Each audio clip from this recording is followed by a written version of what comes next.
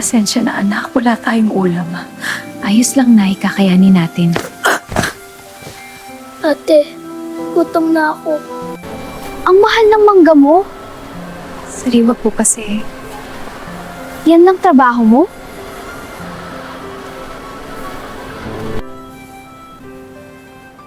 Hindi mo siya kilala pero tinulungan mo.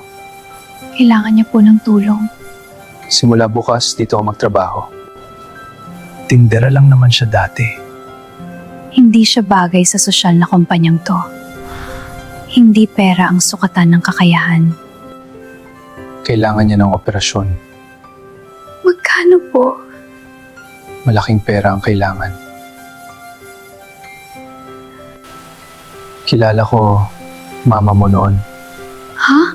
Ano ibig mo sabihin? Tinulungan niya ko nung wala pa akong pera. Kiko! Nasaan ka na? Halika na lang dito siya! Sino to? Relax. Ako nagpagawa nun. Bakit mo ito nagawa? Dahil naiinis ako sa'yo! Akala ko din ako gagaling. Kompleto na tayo ulit. Bakit mo ginawa tong center? Dahil alam ko pakiramdam na walang tumutulong. Proud ako sa'yo.